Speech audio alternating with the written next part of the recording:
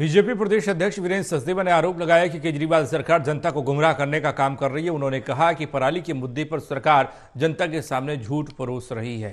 पंजाब में पराली की घटनाओं में लगातार बढ़ोतरी हो रही है, लेकिन आम आदमी पार्टी की सरकार चुपचाप बैठी है। वीरेंद्र सचदेवा ने कहा, प्रदूषण पर पूरे साल सरकार को काम करने की आवश्यकता है, तब जाकर कहीं हालात बेहतर हो पाएंगे। हमारे संवाददाता प्रणय शर्मा ने खास बातचीत की, दिखा रहे हैं। राजधानी दिल्ली में प्रदूषण को लेकर सियासत पूरी तरीके से गर्म है और आरोप प्रत्यारोप का दौर भी लगातार जारी है। एक बार फिर से आम आदमी पार्टी की सरकार ने आरोप लगाया है कि पड़ोसी राज्यों में जल रही पराली के कारण ही दिल्ली का ये हाल बना हुआ है। इस पर बात करने के लिए हमारे साथ बीजेपी के प्रदेश अध्यक्ष वीरेंद्र सचदेवा मौजूद हैं।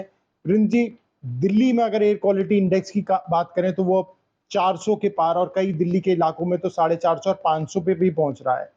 हालात सुधर नहीं रहे हैं, लेकिन सरकार का ये कहना है कि आपको हरियाणा में सरकार से बात करनी चाहिए ताकि वहां पर पराली की घटना में कमी आ सके। अपने निकम्मेपन को छुपाने के लिए अरविंद केजरीवाल और उनके मंत्री झूठ बोलते हैं।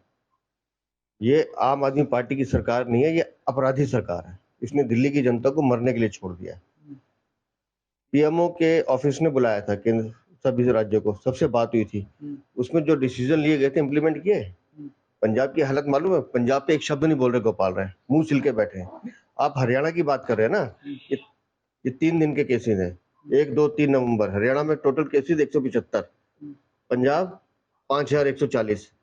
जो जड़ है पराली की, जहां पराली धुआं आ रहा है वो पंजाब है। पंजाब पे बात नहीं करेंगे। उनका ये कहना है 50% पराली जलना पंजाब में कम हो गया है और अब मुख्य तौर पर हरियाणा में पराली जलाई जा रही है। मैं फिर कह रहा हूँ, ये डाटा मेरा नहीं है, आईसीएआर का है, सरकारी डाटा है। वो झूठ बोल रहे हैं गोपाल राय। पंजाब जितनी पराली जलती है उससे पंजाब सबसे बड़ा कारण है पराली का। पूरे राज्यों की पराली मिला ले अलग से, उससे 50%, 53% के आसपास सिर्फ पंजाब में जलती है। उस पर एक शब्द नहीं बोलेंगे मुख्यमंत्री। और जब कुछ काम नहीं आएगा तो केंद्र सरकार मदद करे, और केंद्र सरकार तो मदद कर रही है आपकी। आपको ईस्टर्न टेरिटरी हमने दिया, वेस्टर्न हमने दिया, केंद्र सरकार ने दिया। सड़कों जितने एनएचएआई बने हमने बनाए, जितने एक्सप्रेसवे बने हमने बनाए। आपने क्या किया जी?